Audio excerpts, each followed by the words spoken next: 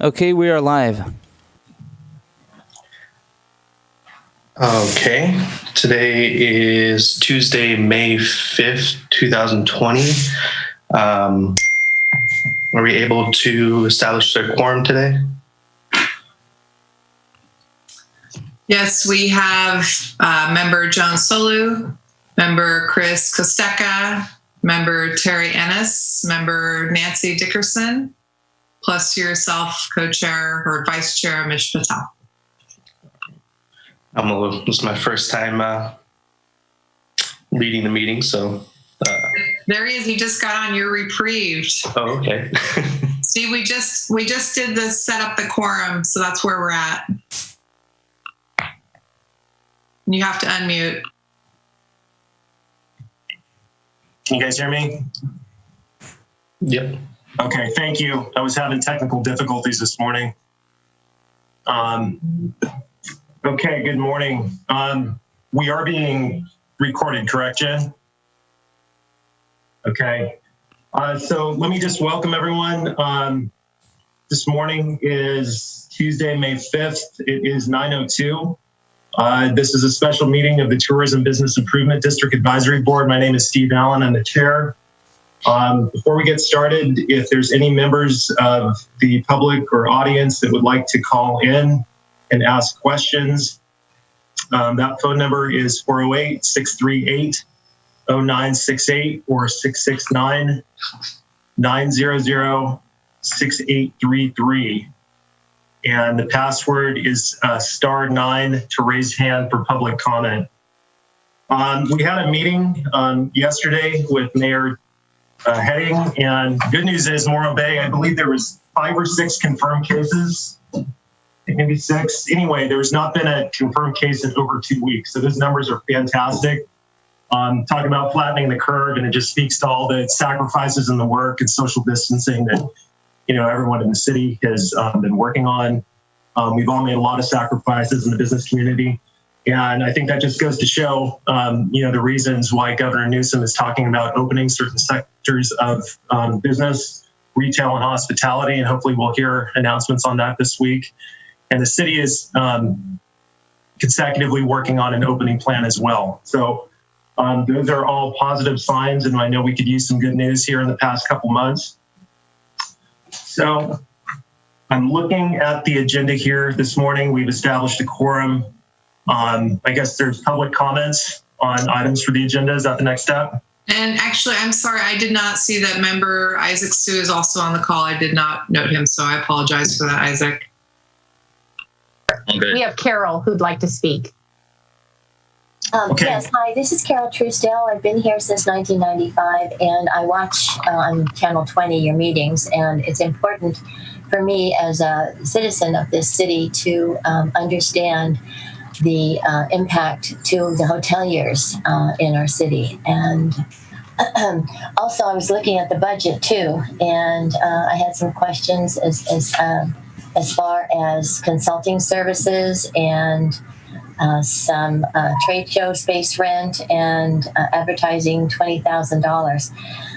Is there any way that we can, under the circumstances, because revenue is not coming in and we don't know when the steady stream of revenue is going to be coming in, that can we reach out to some of the local colleges like Cuesta College or even Cal Poly and get an intern to help us with some of our advertising in some way, something that we can put to the website to say, PDF. We just did that with the senior center. We just made our newsletter go live, and it's in a PDF format that was sent out in an email type thing. So since I don't know the inner workings of your organization, I thought that might be a way to save some money. Just an idea. Great. Thank you, Carol. You're welcome. I know we're going to speak in depth about items on the budget here shortly. So unless anyone wants to comment on that, is there any further public comment? I don't see any other public comment. Okay, great. Thank you. So primarily the main item we have to speak about this morning is the budget, the TBID fiscal year 2021 budget. So Jen, you want to take it away from there?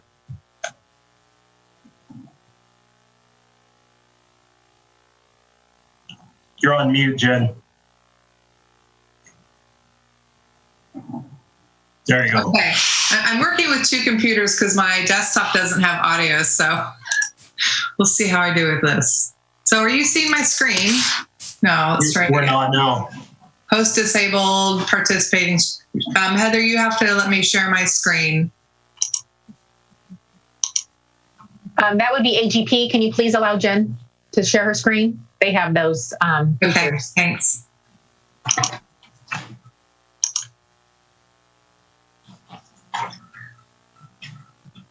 I thought, Stephen, it might be really good for you to share what was talked about as far as what the county rollout is going to do as well. What we talked about in our meeting yesterday would be good for the board to hear. Yeah, so we've had a couple calls about reopening as a county, San Luis Obispo County. And those of you that have not read the draft reopening plan, it's set into different stages. They say we are pre-stage 1 at this point, and that opening and transitioning to different stages will be based upon, the science of further, positive confirmations. And like I said at the beginning of the meeting, I think we're definitely going in the right direction for that. So part of, the staged reopening, at least for the business community, is what that's going to look like in terms of required personal protective equipment, guards in restaurants, masks, gloves, hand sanitizer, social distancing, and signage. So, can I interrupt, Steve? This is Bob Lloyd with AGP Video. You can now start sharing screens, and I apologize, we had it on host only. So welcome to share. Perfect, thank you.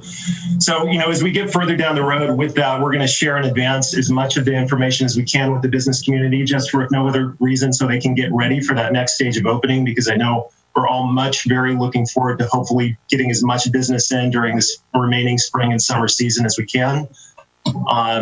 So we are making progress. We're moving in the right direction. And, I'd be happy to take some questions on that if anyone has any. Steve, I have a question. You had mentioned this draft, the reopening plan. Where can that be downloaded from, or where can a copy of that be attained? I'll send it to each of you after we finish the call. Okay. And then item 2, how will this information be shared as we get updates from either the governor or from the county or from the city? Is there a website, or is there something set up that the public and us can utilize? Like, it'd be nice to have one space to go, because you start searching around and you hear different information all over the place. It'd be nice for like an official spot. I can answer that. So the official county site is called readyslow.org. And that's the health office site that lists all the updates. So what's happening right now is the pre-document that we went through yesterday on our call. This is just recommendations so what the county did was they divided out different groups: hospitality, retail, restaurant, all different groups across the county. And those groups came back with recommendations. And so this draft is just a draft. Now the county health department will start reviewing it. They'll take the notes that Steve and I both gave Mayor Heading and City Manager Scott yesterday. There are very specific things that I'm concerned about. They didn't address, like OTAs, the pre-booked or pre-sold rooms. How do you deal with those if you don't have influence on who's buying those rooms? So they need to open that up somehow and give leniency on that. They talked about very specific requirements on cleanliness and hygiene, and one of them was hand sanitizer and wipes for each visitor that came in, which could be a very large ask if there's not small portion, like individual serving sizes that you could give to those visitors. So just very minute things like that we talked about. And Steve had some good points. I don't have my notes in front of me, so I don't think I do. Some of the other comments, Chris, it was a really 30,000-foot view, in my opinion, in terms of reopening and what that meant for hospitality. One of the phrases in there was limit non-essential travel. Well, what does that mean? Does that mean we can allow leisure travel from within the county? That's one of the questions we had. Then it transitions into allowing business travel. Well, what does that mean? Is obviously some of us are getting some criticism from local residents in terms of what is essential and what is non-essential travel. I think purposely they didn't define that as specifically as they could. But my opinion as a hotelier, I would want to know more black and white what's allowed, just so we don't face criticism from residents as we bring in ultimately, more guests to our properties. Correct. Agreed. Okay. Okay, so let me go ahead and share my. Oh, Joan, you're on mute if you're trying to say something. Go ahead, Joan. Just the essential, non-essential travel thing. I think that's probably. I think hotels by nature do a lot of cleaning. So adding cleaning or changing cleaning or moving cleaning around to adjust it is one thing. And the same for vacation rentals. Moving the cleaning around to adjust it under the regulations, that can be done because there's a set guideline. But I agree with the big question mark for essential, non-essential travel is, how do you determine that? You cannot pick up the phone and call every one of your guests and go through a series of questions with them.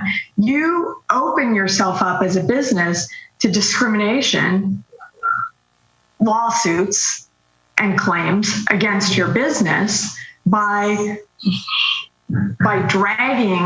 trying to drag information out. And then what is the cutoff? So I think any information that Jennifer can press on to get that box really defined for the hotels and vacation rentals and lodging in general is going to really, really help determine how TOT and how hotel and vacation rental and lodging business will come back into Morro Bay. And then we'll be able to determine what that how to weigh and measure the fiscal impacts, and you'll better understand how to adjust your budgets and how you adjust your operations. So your patience with it. You guys are doing great. Yeah. And that was my question too, Joan, like on the travel, is it just county? Is it just California? Is it United States? Like they need to define the buckets specifically because it's very, very vague. All that is being done with SoCal, just so you know. So our county partner is very actively involved in creating these parameters. And so it's not just me at all. I'm just giving my input. The initial overview was put together by SoCal and a group of hoteliers. So we're on it. We're trying to stay on it. So what we ask and what they do, who knows? So all we can do is give them as much input as possible. And Jen, let me just add that Mayor Heading and the City Council seems very supportive of the business community and getting us reopened as well. Yeah. So they're doing everything they can to help us out. So if anyone has concerns, issues, I would urge you to, contact the mayor, contact Scott Collins. But we're all in this together and we are moving in the right direction. Yeah. All right. Jen, to kind of piggyback on that, I assume most of the hotels in town and lodging facilities have a database of clients. And some of those can be quite large, I'm sure, on the larger hotels. So I guess that definition is going to be important before we go and spend money on somebody to go through a list of 10,000 people and decide who's in the county, who's not in the county, who's essential, who's not. And so we spend all that money and then find out, the rules are this. So, because I think it'd be embarrassing to mail out to our clients. Then when they call, say, but no, you can't come. So that'll be rough. So I agree. So this actually rolls us right into the budget. So I'll go into that. Let me share my screen and kind of talk about. Sorry, Jen. Terry, did you have one other comment? Sorry. You're on mute, Terry. There you go. So my understanding is that in Cayugas, a lot of the vacation rentals have been given the green light to go ahead and rent, and they are renting to visitors. So I was confused as to whether or not it was because we were the city or this was a county thing. So we're still supposed to be completely shut down as the county, correct?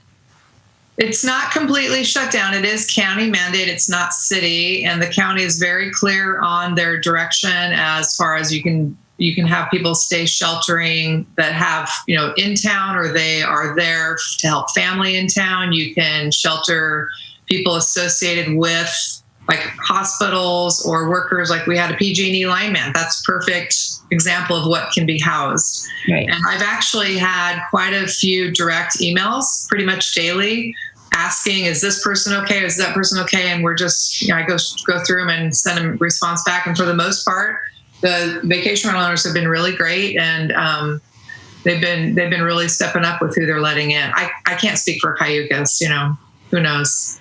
Okay. Yeah. Okay. So, can you guys see that? Is it working? Yes. Woohoo! Okay.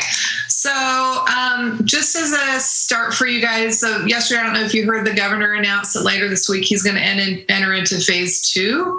And that's what the county is looking at right now and how that kind of parlays into what we can or can't do. So, just wanted to make you aware of that. I don't have an answer, but that's what we were just talking about. There's a couple things that have happened since I prepared the budget that I just wanted to bring, kind of into light of what's going on. So Visit SoCal has engaged Tourism Economics. They're a really fantastic group, and they are developing 3 different scenario lodging forecasts for us for 2020. And they're going to be, broken down by occupancy, ADR, RevPAR, lodging taxes. And a lot of this projection will be based on STAR reports. So Morro Bay will be, specifically included in that. They will be asking for some sort of financial from Morro Bay, and I don't know what that is yet. But so that's the first thing that's happening. So I'm kind of in this strange, kind of weird holding pattern right now, because I know we just have to do things, and at the same time, I'm waiting to get like that forecast back from Visit SoCal. Visit California and SoCal both are putting 2 pretty strong campaigns together, and we talk about it all the time. And I'm hoping to get, what that is soon, but it's Road Trip Republic campaign and then Welcome All Californians. So 2 really strong campaigns that hopefully we can buy into, and where those are running and when they're running, they haven't announced yet. So I'm trying to be patient, but at the same time, it's really hard because I need to divide out that money and keep moving forward and figure out what we need to do. If, are they advertising starting in June, or I don't know what it is. I just have no answer. So I apologize for not knowing exactly what they're doing, but we have a weekly call with SoCal, and we had it on last Thursday, and they were hoping to have it done this week. So hopefully later this week or next week, they'll have a really clear, defined viewpoint on where they're advertising as far as markets and when the ad buys are going to start and how each DMO can be involved in them financially. Okay. So that kind of will lead me into, let's see if I can share my other screen. So I'm going to go into the staff report and just talk about overall kind of how the budget looks right now. So on a fiscal impact point of view, what's happening right now is obviously TOT is quite down, and the accounting department has effectively assumed that it's going to generate $550,000 towards our budget. And they've done 3 different recovery assessments, and they've done 3 different budget scenarios: an optimistic, a moderate, and then a worst case scenario. What they've given us to use for budget is the middle, the moderate scenario, which is the $550,000.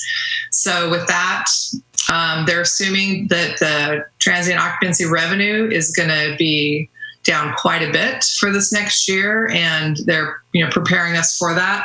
This budget is going to be a little different than years past. What's happened in years past is usually there's a true up halfway through the year, and if there's additional money that's come in through TOT, then it funnels into my budget in the second half, and that's usually when we go back in and say we have extra money, let's put it to this or that. In this case, they've committed to do this probably every month, really look at TOT and see what's happening, so we can get kind of an update on, are we ticking up, are we ticking down? and how's it looking, and we'll adjust the budget as we go. So it's really odd. It's kind of different since we don't know what's going to really happen. And hopefully with the document that SoCal is doing with tourism economics, that might also help our forecasting as well. So I'm going to go through what I thought I could do is maybe go through my general line items, and then we can go, after I go through them, I'll kind of explain what's been taken out or what's been added in, and then we can just dive into each category and talk about what you guys want to change or update. These are all really placement holders, and so we can always move things within the budget or put them in a different category later on in the year if we feel that we need to move money around. So don't feel like this is a hard and fast, if we put, $100 in this category, it has to stay there for the life of the year. Okay. Some couple things that I want to go through. I'm just going to go down to the different categories. So the first category is payroll and benefits.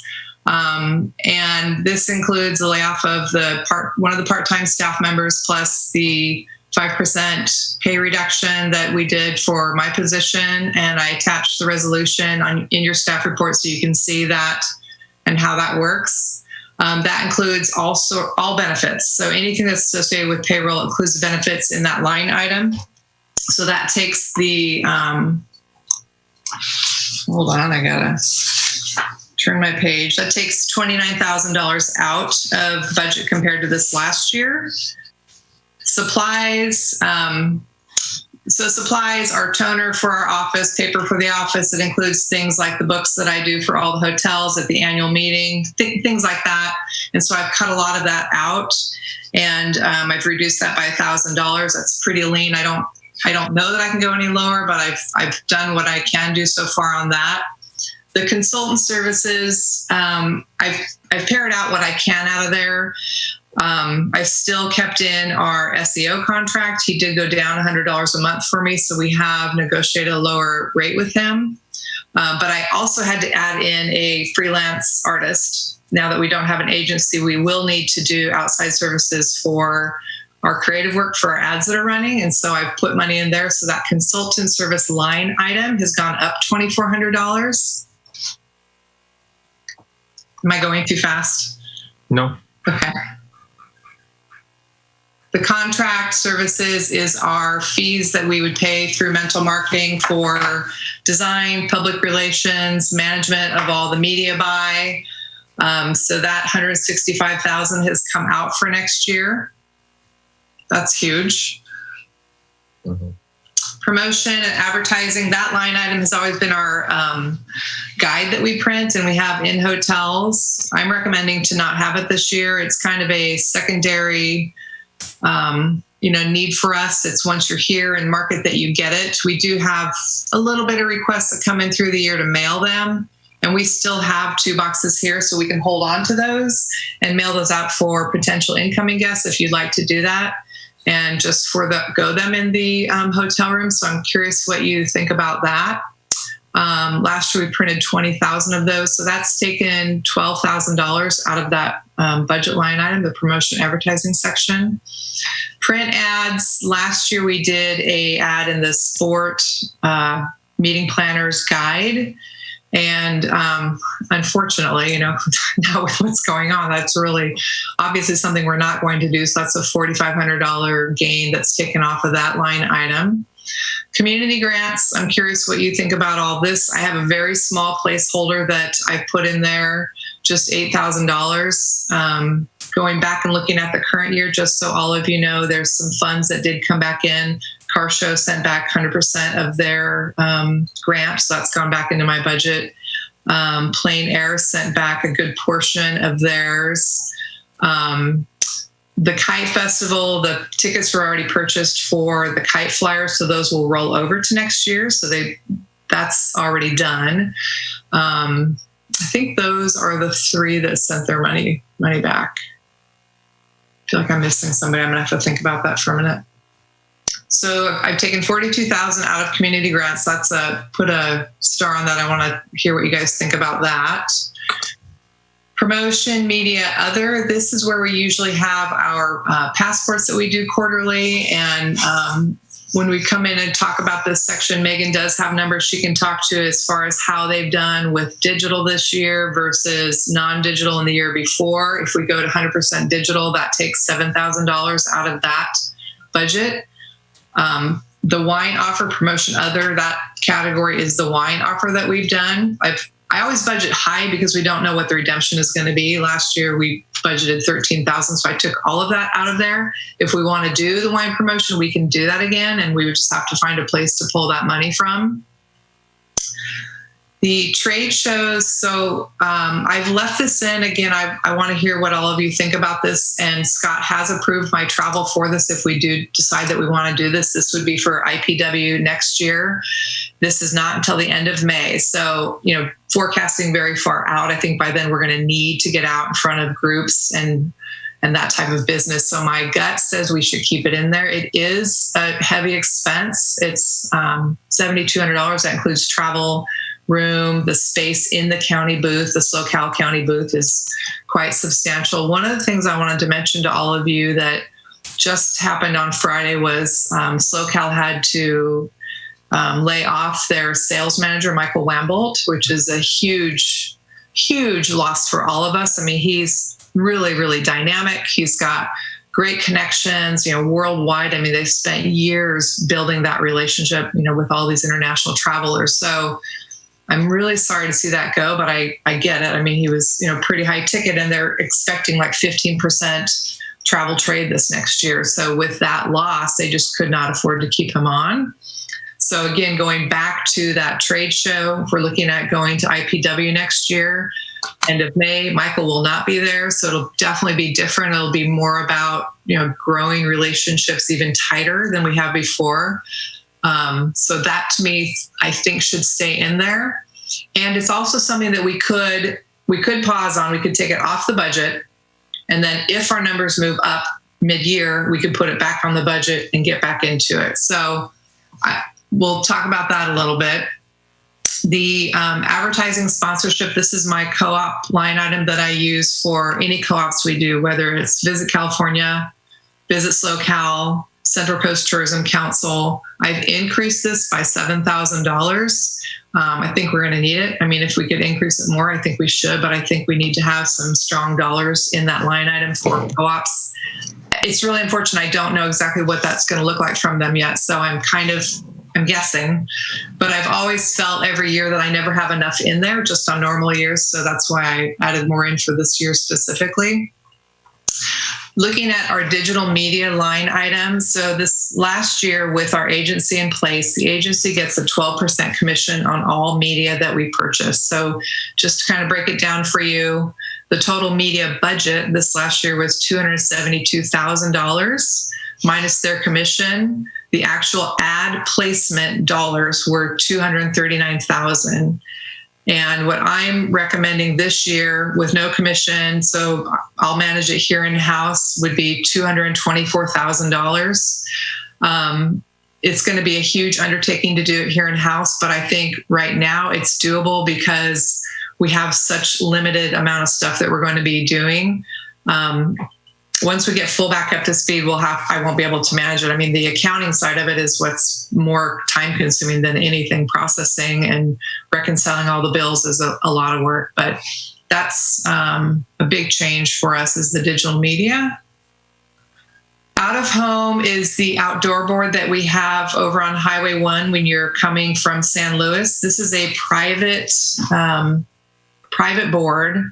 The owners of the board would prefer it to go away. And when I first started, they told me once we stopped advertising it, they'd probably take the board down, just so you're aware. They charge us very little. They charge us $500 a month. We actually actively go out and have to mow around the board to keep it visible. They don't do that. I mean, they're just kind of hands off on it. If we wanted to put a new flex up, it would be nice to have a new flex with whatever this new message is, Welcoming California. It's a very large board. It's larger than most outdoor boards. Most outdoor boards are 14 feet by 48 feet. This one is like 20 by 60 or something. It's really enormous. And so the cost to replace it plus the installation is going to run at least $7,000. So it's a big hit. And it's a secondary medium, so it's not necessary to change it out. If we want to wait on it, that's something that I would recommend to wait on. Digital services, we have a slight increase there because of the Jackrabbit integration with vacation rentals. So that's $4,000. That's the requirement. That cannot change. Digital assets. So this last year we had quite a good contract with Dana, who gave us really high quality photos that we've got a really good stockpile of. And I don't feel that we need to have her on a monthly basis, but I would like a small placeholder in there in case we do decide we want to do either, some sort of campaign specific to welcoming Californians or something very Morro Bay-esque. And so I've put that placeholder in there temporarily. Visiting journalists, I took out all of our money in that. So what happens with that cost, usually that cost is for activities, food, hotel stay, and everybody gives us really good discounted rates, but that's what that money usually is. So the actual PR side of it, Megan will be doing in-house, and she'll be actively, reaching out to bring journalists in. But my recommendation is, as far as what they do here in town, I think we need to ask all of our constituents to step up. If they want to be involved in hosting a journalist and they get huge PR exposure, that they need to step up and cover the cost for whatever their portion of it is. That'll make it a little harder, but that's my gut on it. Lastly, there is a administrative charge that's taken out of our fund every year for it's for IT tech down at City Hall. It's for Scott's time and accounting time down there, HR time. That's all what it is, and it's 2% fee. So she has down here, she's estimated $14,000. So that is that. Nothing I can do about that. So those are all my line items. And I just think we need to talk through it and hear what you guys think and what you want to do. Great. Thank you, Jen. Sorry it's so vague. No, that's a lot of detail. Nancy, you had a comment? Well, if I could summarize, Jen, because I always have to put things in a bigger picture so that I can help with the tactical input. And so if I could just restate the strategy that I hear here is that, in looking at the entire customer life cycle, which in past years, we've really focused on everything from consideration and attraction all the way through to in-town engagement, through to loyalty building and, long-term reputation. And I think what I see here is you're shifting the budget to really focus on the consideration and attraction phases of the marketing cycle, which I really think is the right thing for obvious reasons. And that kind of helps me make sense of some of the decisions that you're making. One of the things that's so important with consideration and attraction activities is the kind of influencers that you're attracting with you call them visiting journalists. I think of them more as Instagram influencers, because they drive word of mouth traffic, right? Word of mouth that really leverages social media in a way that we don't pay for people to talk about us. You get other people talking about us and you track word of mouth. That's what Facebook does. That's what everybody does. But if you could go into a little bit more detail on how you see the digital, if I got the strategy right, first question, did I get that right? And second, if in digital media spends, what is could you give us a little bit more detail about what you're thinking in the digital media spend? Sure, I'd be glad to. So a lot of it it'll all be social. So a lot of it will be on Facebook or Instagram, influencing people that already have a passion for Morro Bay or for Central Coast California or California beach towns in general is kind of the focus. And you can be very specific on where you reach out. We can do it within our drive market and really saturate that area. The challenge is going to be everybody else doing the same thing. So there's that component, and then there's specific media outlets that I've been meeting with and I don't have anything to report back to you at this point, but like TripAdvisor is a really strong one for us. It's always done really well. The challenge that I'm having right now is we're very, very small. So when we had our first conversation with TripAdvisor, which was about a week and a half ago, went really well. And then I set up a second call. It was supposed to be on Friday with the lady that has always handled our buy, because I wanted her to go through what we've done in the past and try to evaluate it and really hone in on what we need to do for this next year. Well, she's been let go now. So I'm like, and there's, a huge pile of DMOs above us that have a lot more money than I do that are going to get that first response, unfortunately, from them. And so the social media aspect of it, I can do now on my own without waiting for getting a buy set with, an Expedia or TripAdvisor or any of those groups. So it'll have to be kind of two-part. It's going to be a really strange year trying to get access to people, I think. Yeah.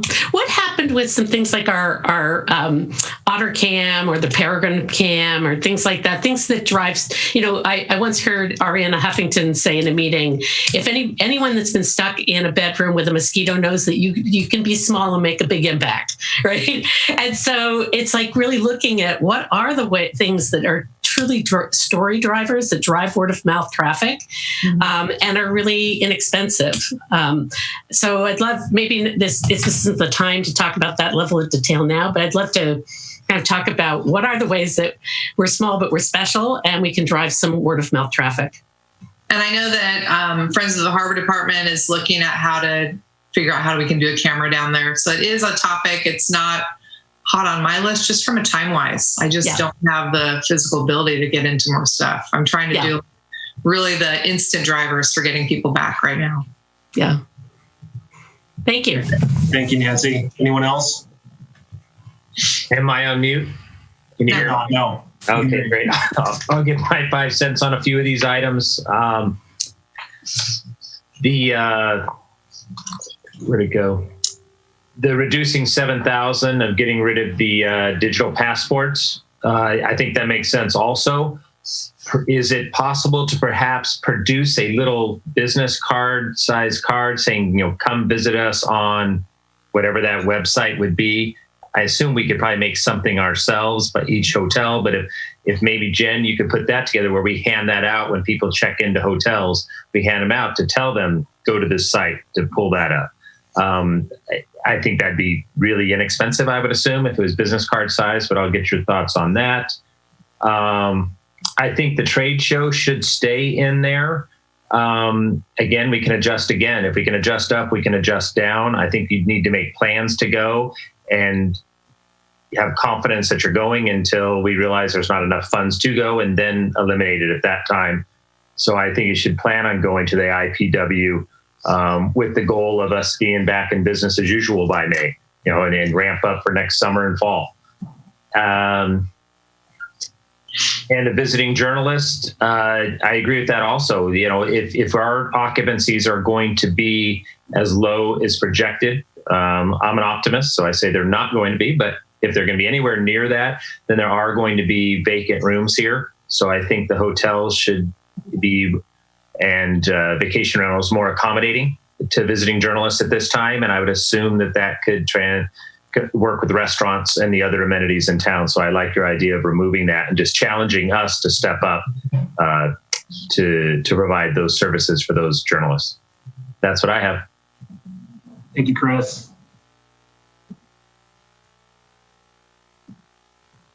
Jen, I had a comment. The projections that I had read and commented on in the past, generally showed that RevPAR would be down about 80% for April and May.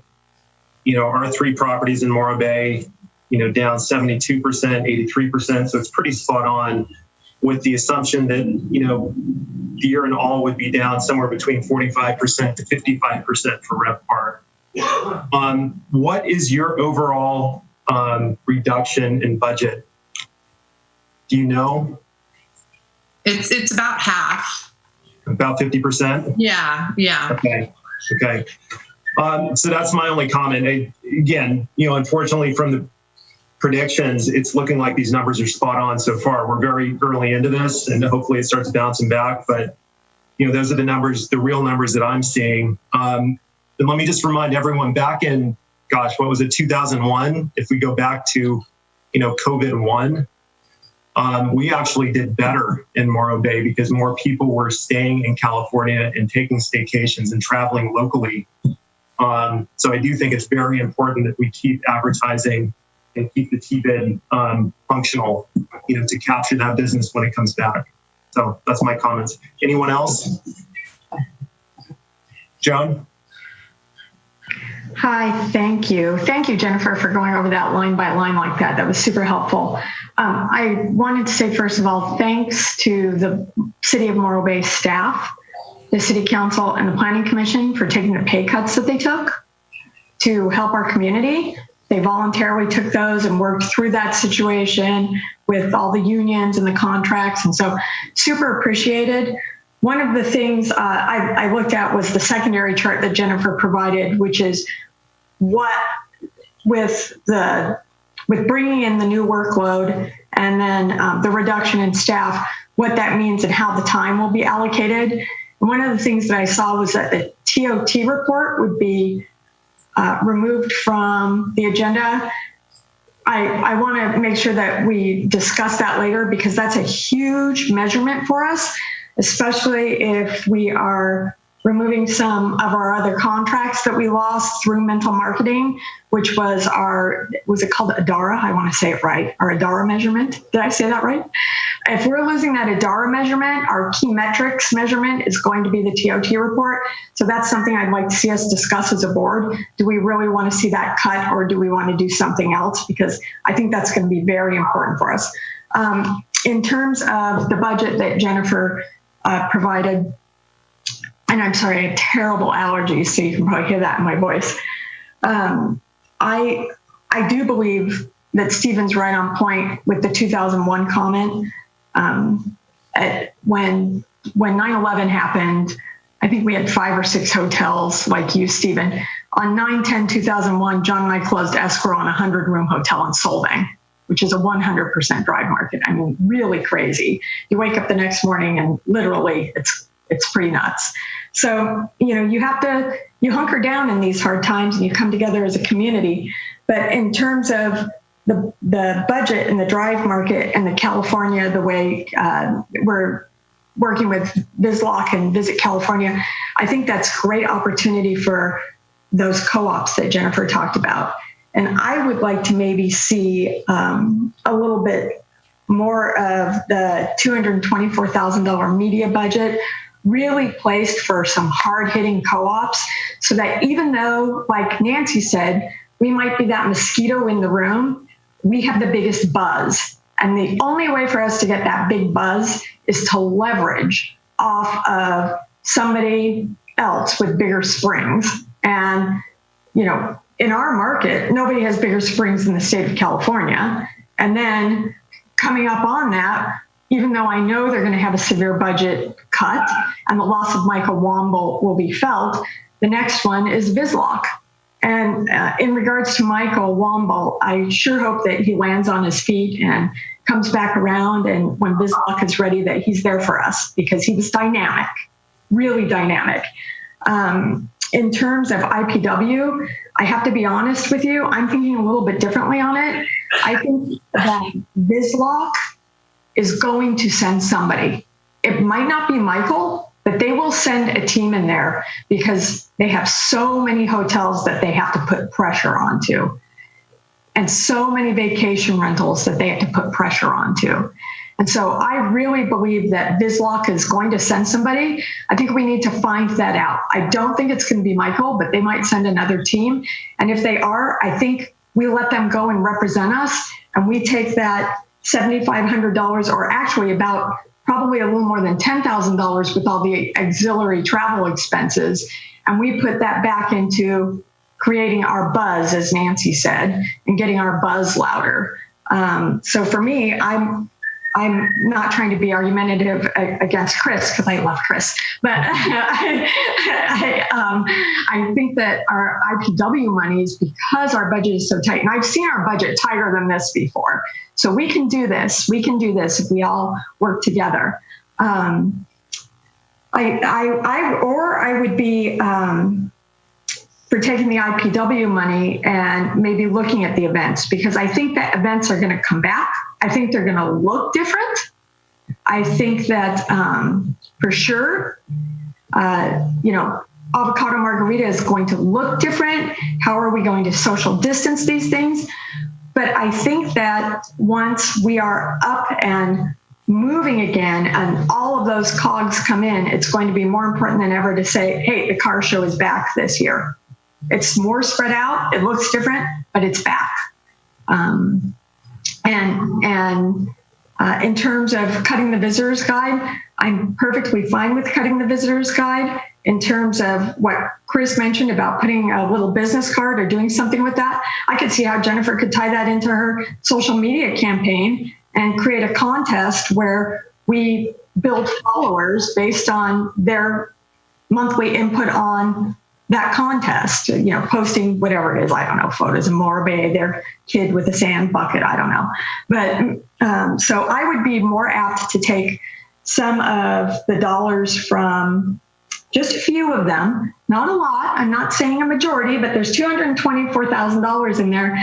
And I have to say, this is cutting the marketing firm is a huge risk for this town. It's a big risk, and it puts a lot of pressure on Jennifer and this board to really help her where we can.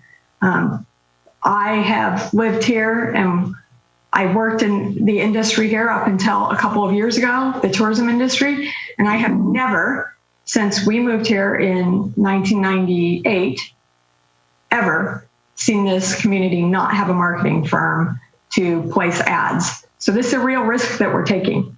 And I think Jennifer can do it, but I definitely think she's going to need our support. So those are my comments. I'm a no on IPW. I'd like to see a little more money come out and see us finesse things. And I'd like us to discuss the TOT report and what we're looking for. Great. Thank you, John. And I think, there are going to be good things that come out of the shelter in place order. Business travel. I don't think business travel, I agree with you, is going to look the same again. How much more efficient is this Zoom call and not traveling? I've seen so many trade shows getting canceled, and what is that going to look like in the next 12 to 24 months? So I would tend to agree. I would be careful committing dollars towards trade shows in the near future. I think that's going to look different. People are going to be hesitant to fly. Anyone else? Amish, do you have any comments? Yes, I do agree. Trade shows are definitely going to be a really hot topic. I had one in April that was canceled, or I should say postponed into August. And I'm actually very weary of going to it if it is held in August, just because it's so close to everything that's happened. And I believe the attendees are in the tens of thousands for the Asian American Hotel Owners Association. But I do agree with Joan. I would like to see some additional funding go to community event support and also the co-op ads. I had a quick question for Jennifer.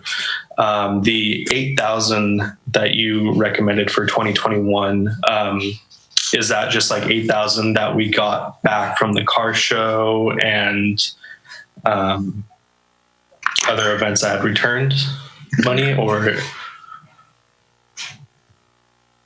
So it was not, Amish. I just really pared it down as far as I could.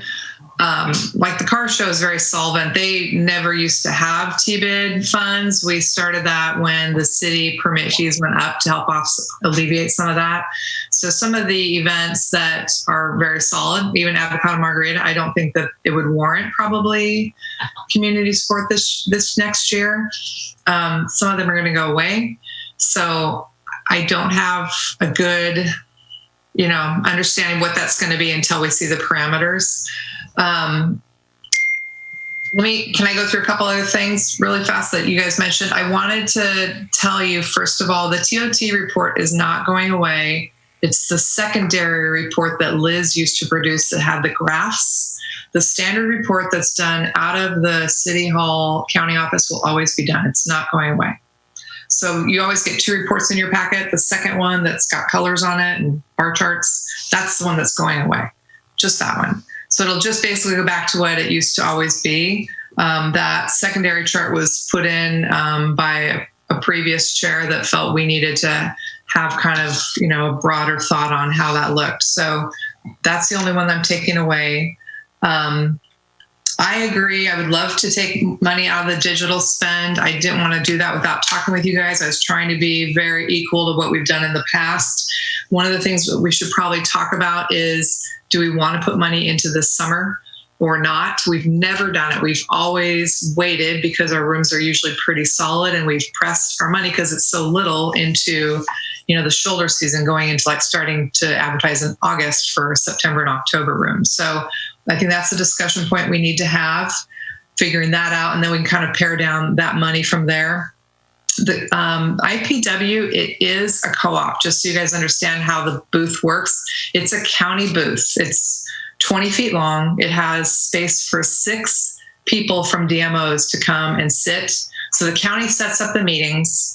Michael always set those up. The lady that I can't remember her name that worked under him is still there. And so she will set all the meetings. And so what happens at IPW is they come into the booth, and the 6 of us have each 3 minutes to explain our destination, and we go around the circle, and then they leave. It's a 15-minute meeting. That's how long the IPW meetings are. So in the past, it's been myself, City of SLO, Pismo Beach, Atascadero comes in as a town, plus one of their individual hotels comes in that position as well. So that's usually the group. And this year was supposed to be 6 of us. This year was supposed to be us, SLO, the new hotel in SLO, plus the 2 in Atascadero.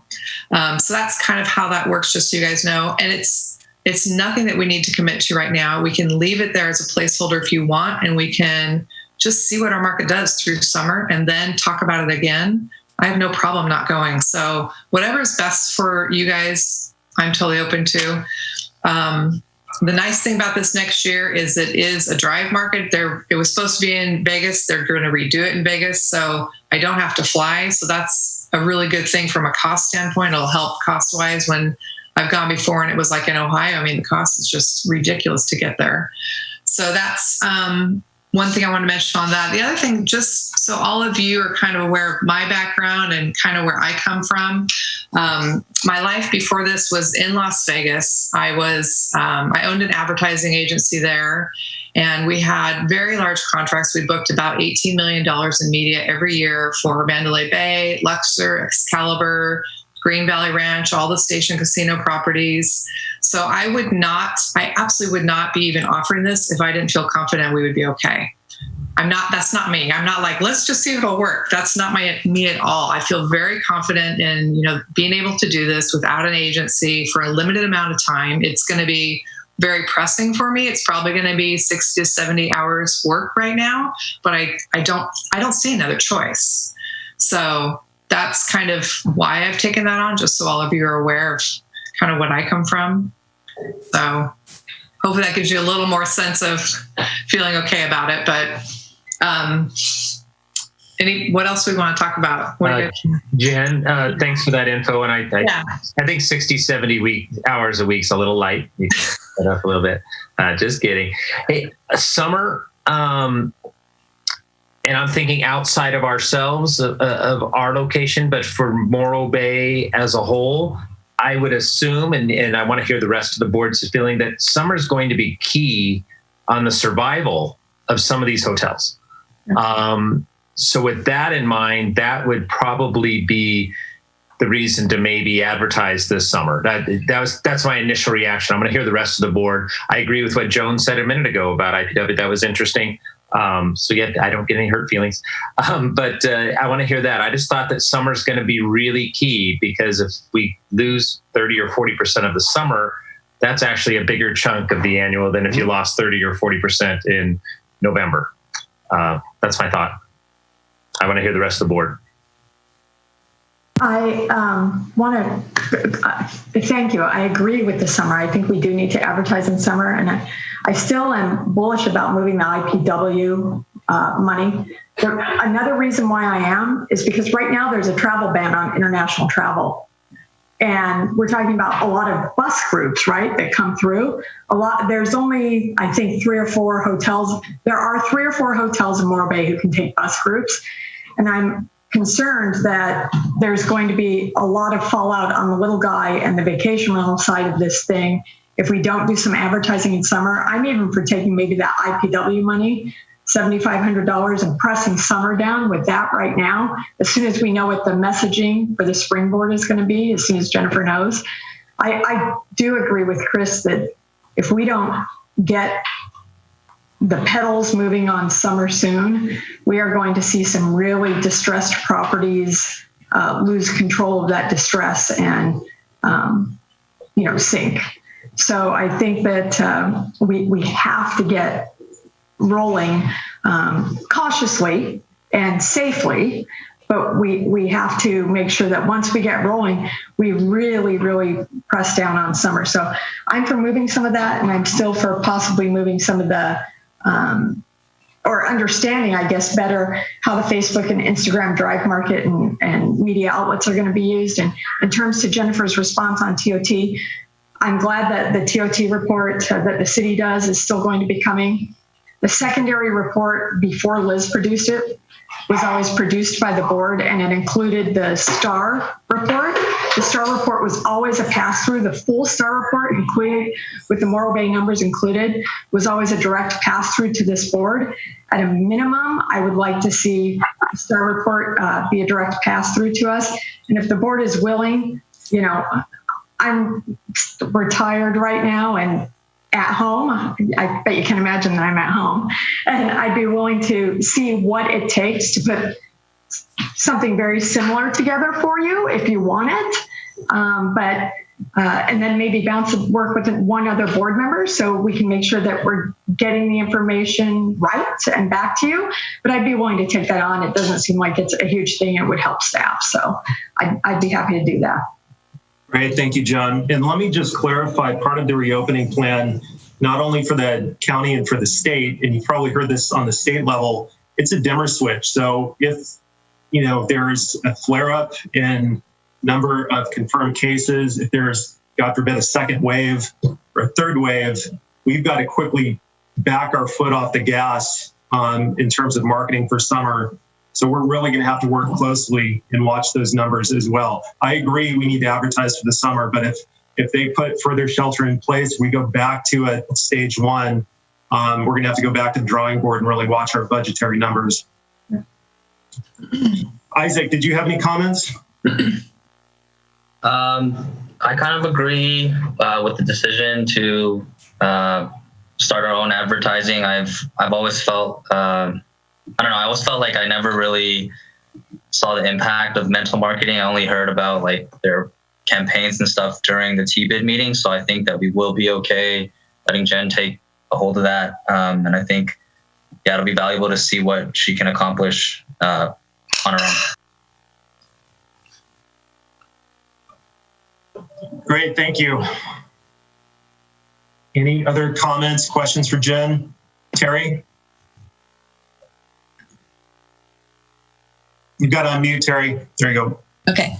2 questions. On the ICW, I was just curious when you said you do those meetings, who is your audience that you're pitching to? It's all incoming, booking agents, travel agents, people that book tours for independents or their bus groups. But mainly what we've been seeing is more of the independent travelers. So it's a lot of travel agents. It's a lot of international, and then it's probably 50-50 international versus national. Okay. And then I agree with marketing for summer. great idea. I was just curious what areas you market to.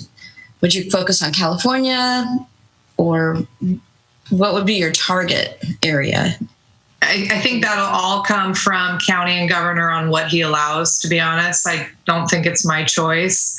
One of the nice things about Facebook and our social media platforms like Instagram is we have access to that immediately, and I can turn it on literally overnight. I'm not at the disposal of going to like TripAdvisor and booking, ads with them and then waiting for them to run. It's different. So that's what I really like about being able to get on our own social media platforms immediately. The other nice thing is social media, those people have asked to be on our page. They actively like Morro Bay and for some reason want to know about Morro Bay. So that consumer is, I think, an immediate driver, where when you advertise on third-party OTAs or different platforms or search engines, you still specify, I want people that are looking to stay in California or on the Central Coast. You can be very specific, and they can search up Morro Bay or Pismo Beach. Like, you can put in parameters like that, but it's more of a broad thought. We're trying to grow and grab markets that aren't necessarily originally looking for Morro Bay, but we've convinced them to come Morro Bay. So it's a different dynamic, where the social media, we can get on them now. They want Morro Bay. I mean, I don't know if you guys are watching the live feeds that I've been doing every day, but people are anxious to come back. I mean, they are anxious. I mean, it's kind of interesting because you hear the negative side of, I've been to Morro Bay, there's nothing to do and that type of thing. And everybody on that chat is just so anxious to come back. So I think that's really good. I mean, they're ready. Great. Thank you. Yeah. Jennifer, I'm just curious, and I know it's a lot of work to do what you're taking on, and thank you for your background, for providing your background, not only for us, but for the general public. One of the questions that I had is $224,000 it's a big chunk of the $550,000-ish that we're going to be moving forward with.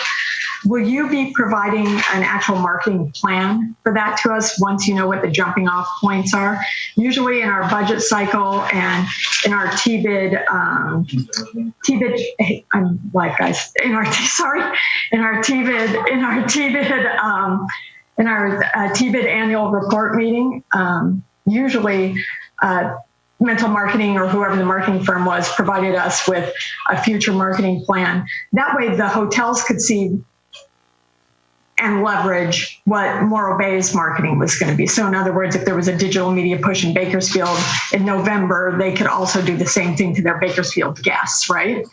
And I was wondering if you were going to be providing something like that, a marketing plan.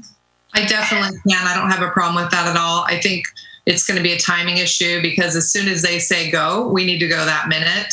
And I won't know what we can advertise until they say go, right? So it's going to be like the chicken or the egg. So I think it'll maybe be two-phase. Maybe we get on social media immediately, start advertising our destination and why you should come back right now. And then we put a plan together and I bring it to the board of here's how I want to roll out going into the shoulder season. So if you're okay with that, that might be a good way to do it. Yeah, just so I think we can see, and then as you adjust it or release it, get it out to the hotels, because now I know when I used to have one, we used it to kind of decide when and where we would put some of our advertising dollars or our internal social media pushes. So yeah, super. Yeah, and I think another challenge is all the events. I mean, you know what the heck that looks like. I mean, I keep thinking about the lighted boat parade. What the heck is going to happen with that? I'm trying to just not overthink it because I stay up at night when I do, but there's a lot to kind of consider and what's going to change. It's overwhelming. Okay, anyone else?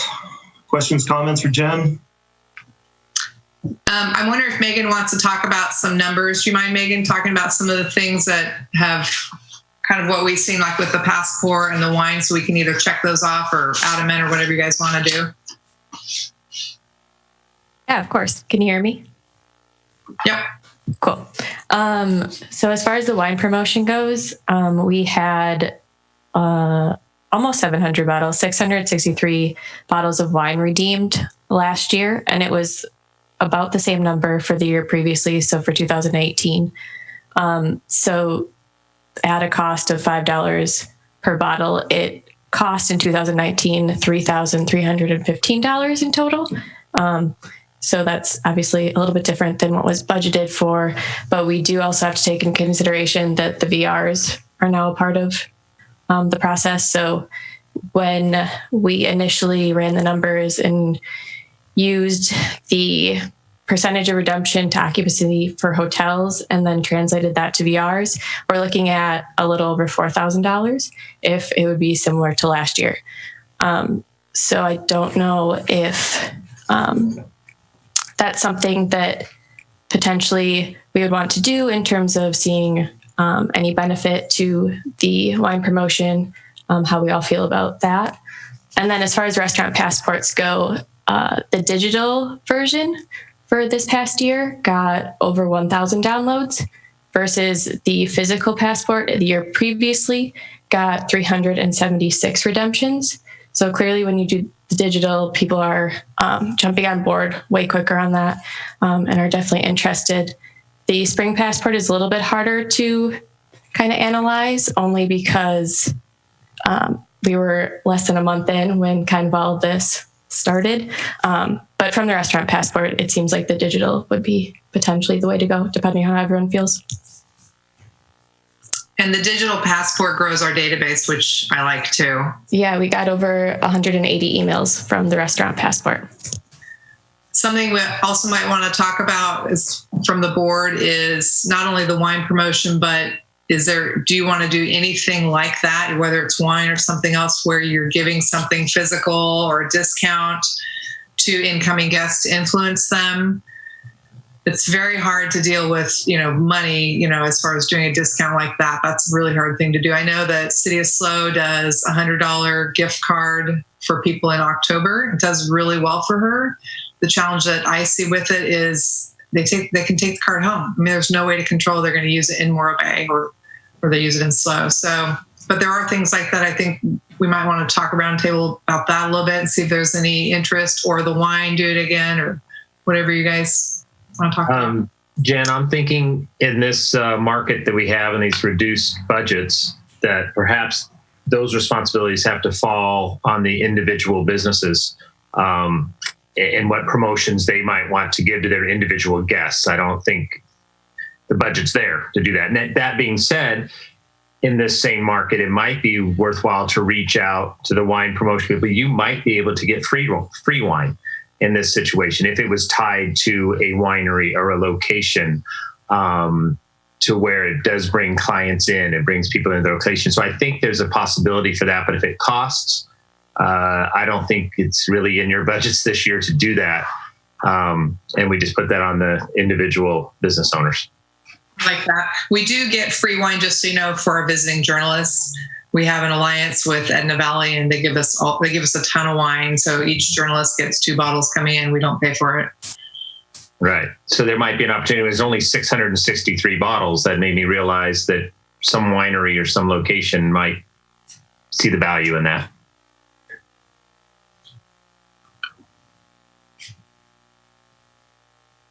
Our properties, we do a couple hour, wine and cheese every evening. And I'm talking to myself, I'm trying to think what that's going to look like with social distancing. But, that's what everyone could implement, and then get a savings on, the wine passport too.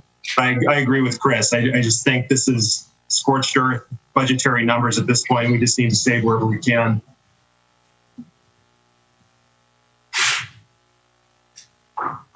Okay, great. So we'll just keep that off the budget, as I had already assumed. I think that's smart. So for the advertising spend, we should probably talk about how much we want to carve out of that. Shoulder season, we probably need a good at least $20,000 per month. It's not a lot of money, but I think we need to hold some pretty good dollars going into shoulder. We try to advertise 30 to 60 days ahead of stay. I think our average stay is like 37 days prior for drive mark for fly, and it's like 15 days for drive. which is really interesting. Now we're talking about mainly drive. So that could help shorten our lead time as far as spend, which might be nice. But we probably need to make a decision, and we don't have to do it today. I can come back and we can talk more about how we divide out for summer. But I think there should be some agreement now on what we want to allocate as soon as this opens up, and just see what that looks like for summer. I mean, we might want to do at least 5,000 a month for, I don't know if it starts, hopefully it's going to start in a week or 2 weeks, but how are you guys feeling about? I think on a larger scale, Jen, I'm okay with giving you an extra long leash in this area. I know it's a lot of pressure, but I think you're going to need to stay extremely fluid. If you have to wait 30 days, perhaps, to run something by the board before you go and do something, you may miss the mark. So I think you have to have a lot of fluidity as a general basis. And then, yes, we can give some direction now, but I want to see if the board is comfortable with that. You would report after the fact of where monies were spent, but I think it's going to be real hard to get a lot of approvals in advance to make it functional. I agree. Yeah. I agree with Chris. Jen, I have a general question. I know there's some council members online here this morning too. Yesterday, we were talking that we were pre-phase 1, and Governor Newsom is talking about opening up to phase 2. Are there different markers that we're using? Shouldn't be. It's supposed to all coordinate together. I thought that was weird too. And do you know when he's talking about opening up certain segments of hospitality, what that's going to look like? I don't. I only saw the document you did. The interesting, and Jeff raised his hand, maybe he can give us some more thoughts on it. But my understanding was that he was going to move to phase 2 later this week, is what he said. That's what he said. I know. Yeah, so let me just chime in. It's a good question, Steve. There's a little coordination issue here. His phase 2 is our phase 1. So that there's some confusion there. And while I'm on here, I just want to say I'm so impressed with Jennifer, the budget cuts and what you're doing. And I have enormous confidence in this board. Most of what you talk about, I have no idea what you're talking about, which makes me feel really comfortable. But the unfortunate thing is, and I appreciate what you just said, Chris, in giving latitude to Jennifer, because the unfortunate thing is it's going to be like a green light. And when it happens, it's going to happen, and everyone's going to want to open their doors, whether that's retail or whatever is going on. So I think it's the right thing to do, to just give it to Jennifer and say, when it happens, boom, let's do this. One comment about the billboard on Highway 1, which I love, obviously very low tech, but one thought I had was that when we do get the green light, maybe we could get a fairly affordable white banner that would go across the front that would say, we're open for business, or something like that, so that people driving up the coast looking for a place to go, and I think there will be a lot of people. We might be overrun initially in some ways, which of course I'm hoping will happen, but there is an enormous pent-up demand of people to get out of their house, to travel, to come to the Central Coast, I believe, at this time. And we just need to let everybody know in every way we possibly can once that green light turns on. So anyway, thank you, board members, for all you're doing. I have enormous confidence in you and Jennifer, and keep up the good work. Thank you. Thank you, Councilmember Heller. So Jen, if we gave you latitude, what would that look like? What would you recommend? I'd put some ads together for social media and get on as soon as it opened up, and they'd be all about wide open spaces, which is, it falls right into our campaign that we've already done. So the intention before all this happened was to take our set of videos, our 10 videos that we did, are you guys all familiar with what those look like? They're all about outside space, not being by other people, and they give that feeling and that what Morro Bay is all about. And that really falls into where we need to go, which is really nice that we have those and we can use those as something. But I think we also need to retool the branding ads and make them less selly and more about being open and being outdoors and kind of that thought pattern. So I definitely I'll put some stuff together for you guys to see on that as well. Great, thank you. So, at this point, you need a recommendation. Do you need a motion from the board? So I guess the only thing we need to talk about is if we want to pull some money out of the digital spend and put it into the co-op section, which I would love to see. I would love to have more in the co-op. So right now, where is it? I mean, we have, quite a bit in the digital spend. It's 224 right now. Does anybody want to make a recommendation on how much to move into the co-op section? I'm willing to take a shot at it. Everyone else can say no, or they can say yes, or we can adjust it. Let's see, you were talking about using $20,000 a month. We have 224 in there. I have 20 in the co-op right now is what I've got assessed for this next year. What would you think, Jennifer, if we moved the 7,500 out of the IPW and we added an additional 10,000 from the, here goes my voice, we added an additional 10,000 out of the 224. So we moved 17,500 into the co-op spending to really pump that up a little and make our mosquito bigger.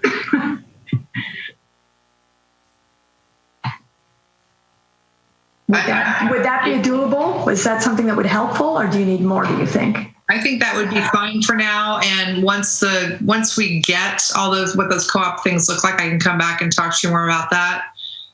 I think it'll be soon. I think we'll probably know that 30 days or less. And then I think we should probably reassess IPW again in maybe October, November, see how we did for summer. Well, I'm bullish on having a positive attitude. And I think, here's what I think. I think all of this great social media, and I think Councilmember Heller understands marketing a little bit better than he thinks he does, because he came up with a great idea about the banner on the billboard.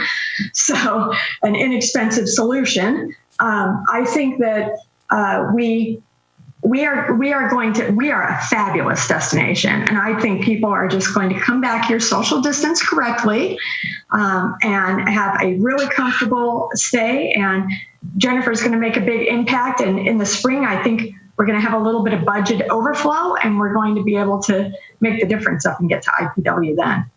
Yeah.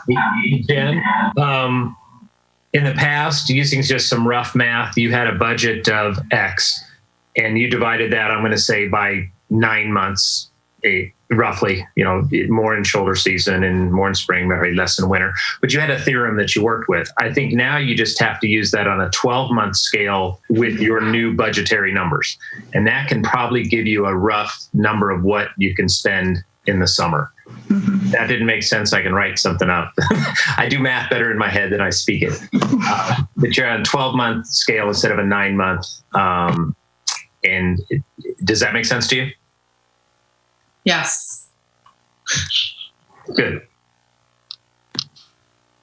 Based on the market forecasts that have been coming out recently, my interpretation is that they are showing that we're going to have a strong winter compared to a summer this year. And I guess just as a board, what do you guys think how that'll affect Morro Bay in terms of digital spending? Should we focus more knowing that the winter is going to be stronger, or should we focus more on the winter and try to boost ourselves up during that time when more people are likely to be traveling? Can you focus on the summer on this when people will be traveling? The way I've been interpreting the market forecast is that we're going to have a stronger winter than we are a summer this year. And I just attribute that just because this is a really fluid situation, and states and people are taking precautions as they are, I guess, given out in the media and by local health officials.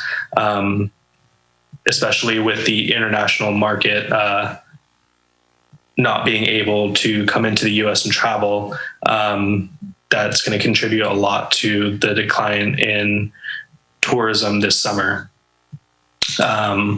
I think the real push is going to be the drive markets that we've discussed.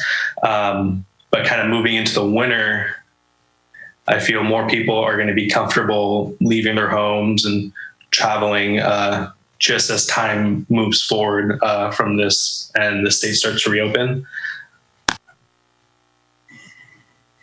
I see it a little differently. I agree, big picture, but Jen's going to have to watch the memorandums and such that come out. But I think once people are allowed to travel, I think they're going to be out there. I think there's going to be cars flocking everywhere. They're doing it now.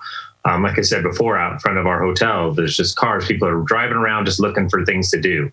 So I think when they are allowed to stay in these hotels and we feel comfortable as a city, we need to be ready. We need to capture that because they're going to stop somewhere. They're going to stop in Pismo. They're going to stop in Cambria. They're going to stop somewhere. And Morro Bay has to be ready for that. That's my take. And back to the part that I think a lot of our hoteliers, our accommodations, I got to get better at that, need summer income as much as possible to stay afloat. I agree. Yeah. Summer's going to be tough. Mm-hmm. Summer is going to be tough, I think, and don't get me wrong, I think winter will be tough too. And heaven help us should we have a secondary wave of something come through. That would be really tough to overcome. One of the things that is happening that will impact, I think, especially drive markets in a positive way, is something Nancy touched on before the meeting started. She said she never wanted to teach in a classroom again. And the governor is issuing new guidelines for how school is going to start up.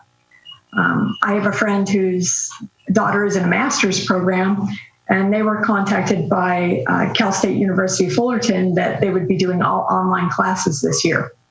So some of those students, I have 2 sons in college, some of those students, like my boys, are saying, hey, if we're going to do online classes, I'm going to fold my computer up and I'm going to do it while I'm on a road trip. Mm-hmm. Because there is a pent-up demand for travel. Californians, it is life, liberty, and the pursuit of travel and the California lifestyle for us. And I think, nobody is better suited, no destination is better suited than, of course, the coast. But in studies for California, the number one reason why Californians travel is to come to the coast. Mm-hmm. It's to come to the coast. It doesn't matter whether that's the coast above San Francisco or our coast or San Diego. It's to come to the coast. And so that's really, really important. And they've said school has to look different, including universities, which, some of the university students will be on a shoestring budget, but it could all work in our community's favor. And I think, Jennifer needs to be as fluid as possible.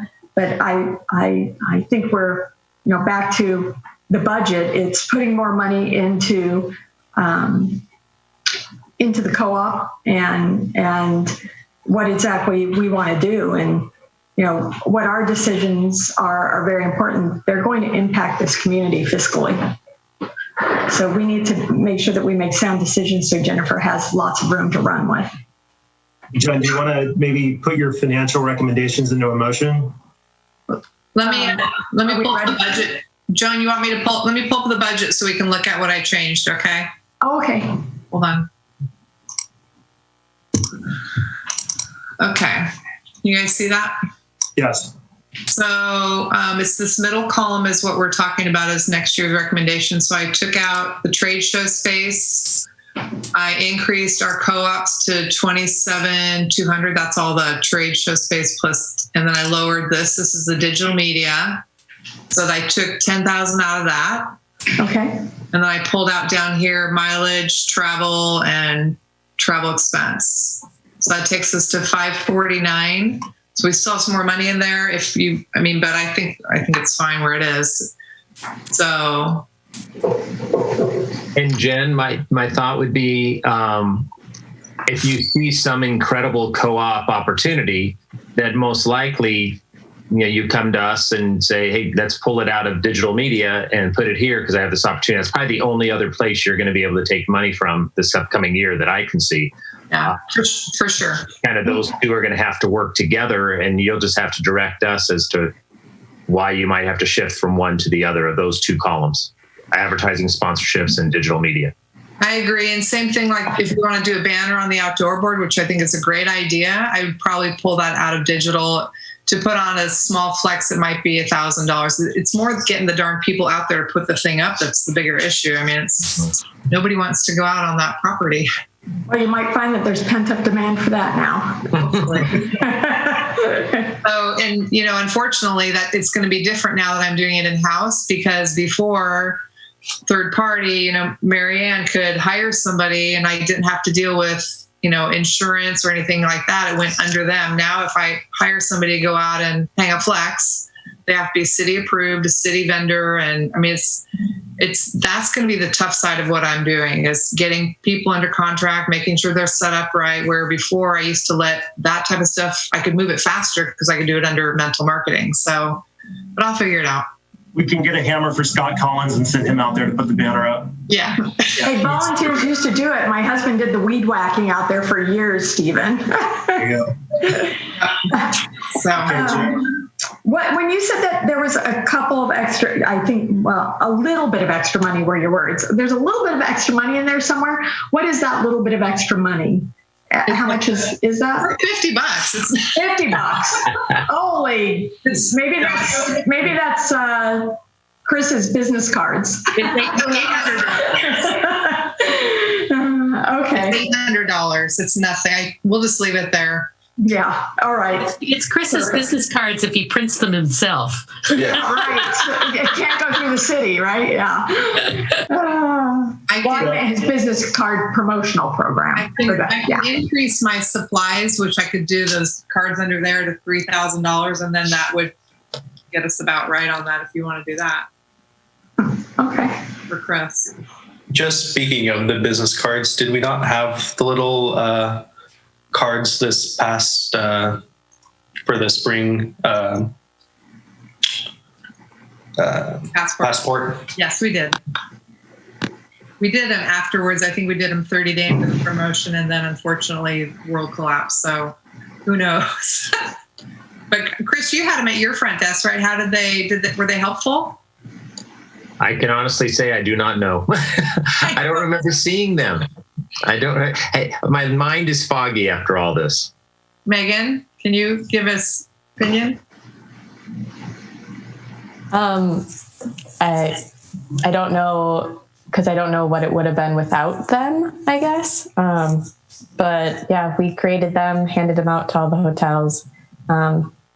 Everyone seemed to appreciate that they were out there, but I don't know in terms of how much it bolstered visitation to the website or anything like that. Mr. Heller has his hand up for a question too. Sorry, go ahead, Amish. I think out of the cards that were distributed to my property, I still have about 75% of them where they still sit. So what I was talking about is more handing those out upon check-in, because I notice our clients, you get bombarded at check-in, as you know, there's a lot of signatures, a lot of initials, a lot of information. And if they take it with them, that seems to make the difference, because utilizing on our Wi-Fi password, we used to, tell them it was on a card in their room, and then they 10 minutes later call us at the front desk. But when we handed them a card with it on there, it seems like they got to the room, they sat down, they saw the card, then they were able to figure it out without calling. That was kind of my same thought, having that. They said something about a digital, then it just is forgotten. But here it is. It's in my check-in package. That's what I was looking to utilize it for. I don't think it's a problem. I changed the supply line item to $3,200. So that had like a little more money in there.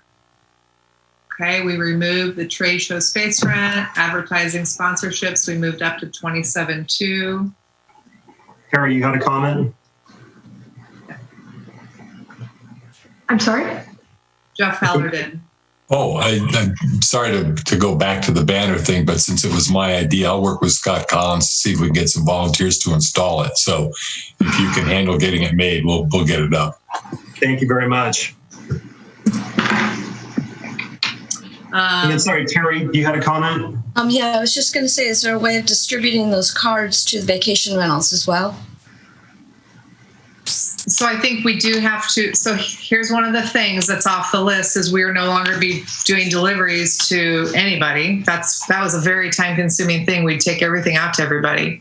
So, and on top of this, I don't know if all of you are aware, but the visitor center contract has been terminated. So technically we won't have a visitor center this summer. So we'll have to figure out how to get them to everybody. I mean, I think I'll send a letter and see if people want to come pick them up. Hopefully our office will be reopened and they can just pick them up for Megan and I, but it's going to be a different world this summer for sure. Well, we won't do a summer passport. We'll do one into fall, but we'll figure it out. Is the tourism department a member of the Chamber of Commerce? Maybe the Chamber of Commerce could help us out with that too. The pickup services part, I mean, from their reception area. We're not a member, but the city is under contract with the chamber. So technically I'll say yes, because we're a city department. And I think it's fair for all accommodation owners to come pick those up themselves. I think that's reasonable. Agreed. So Jen, do you need a motion on your amended budget? I do. Jeff has another question. Yeah, it's just one comment regarding distributing the materials. You might talk to Chief Knuckles about that, Jennifer. We've got a large group of volunteers in the CERT group who are ready, willing, and able to do just all kinds of different things. So if you want to follow up on that, you're certainly, it might help you out. Okay, thank you. I'm willing to make a motion if we think we're ready to go for it. So I move that we approve the budget that Jennifer presented, adjusting $7,500 from IPW and $10,000 from digital assets to the co-op line, making the co-op $27,200, and that we move $800, the remaining $800 overage to adjustment to printing. And you need supplies for digital media. Excuse me? You need to reduce down digital media. Yes, that reduces digital media down by $10,000 and it reduces IPW trade down to $0. Thank you, John. Do we have a second? I'll second. Hey, Steve, real quick. Yep. This is just a recommendation to council. Just want to make sure that's noted in the recommendation or in the motion. Hi, Scott. Yes. I've been lurking this whole time. Sneaky, little sneak attack. I heard Steve and Jeff's assignment I was just handed, so that's going to be noted for later. So I'm sorry, Heather, can you read it back to me because it's wonky and nobody seconded it yet, so maybe I'll rephrase. I'll have to get the numbers back. I'm so sorry. But I heard Chris second it, actually. Oh, okay. But I think Jen has the budget numbers for the 75 adjusting. Yeah. Yes. Do you want me to read them? Yes, please. Okay. Change the supply line item to 3,200. Remove line item trade show space rent. Reduce down the advertising or increase the advertising sponsorship to 27,200. Reduce down the digital media spend to $214,000. And remove 3 line items: mileage reimbursement, meals and lodging, and travel expense. Yes, thank you. And we need to add into the top of that, if Chris is okay with not rewording the whole thing, add that it's a recommendation to council. Yeah. I'll second. So we've got a first and a second. Any further discussion or public comment? Seeing none, all in favor? Aye. Opposed? Do we need to do a roll call of that, Heather, for you? Or are you okay with that? I'm good. Okay. Thank you. Good.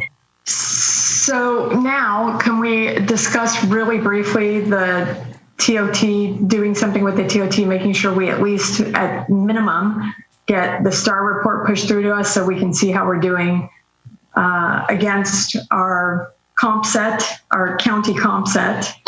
And actually there's a state STAR that shows how our county is doing against the state, but I'm not sure we really want to get that far into it.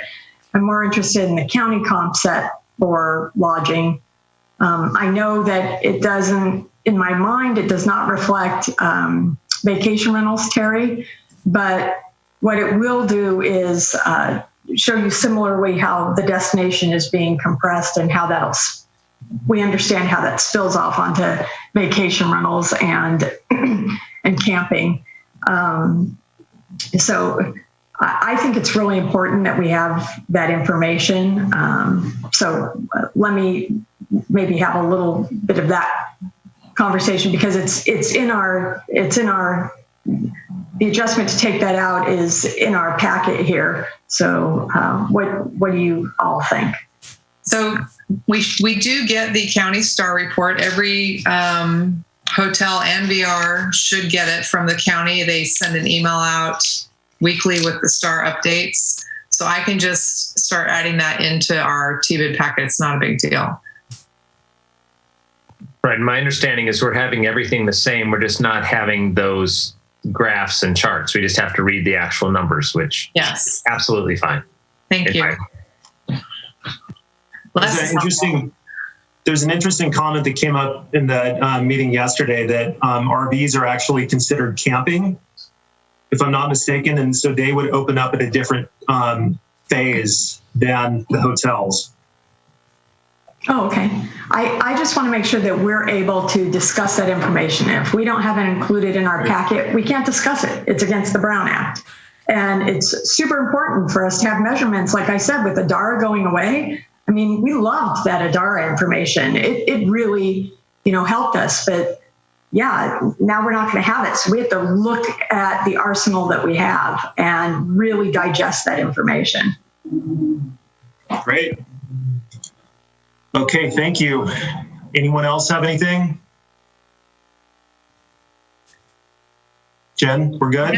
Nancy had a question about the camping, what we talked about at our last meeting, and I don't have an update from council. I don't know if is Scott still on the call, or did he leave? Or Jeff? Yeah, I'm still on the call. What was the question? The possibility of camping out at the Rock and on the Embarcadero, was there a decision made by council on that? Decision, no. General support for further study, yes. Okay. Thank you. Okay, so if we don't have any further business, I'm going to adjourn the meeting. It is 10:37. Thank you, everyone. Thanks, guys. Thank you all. Thank you.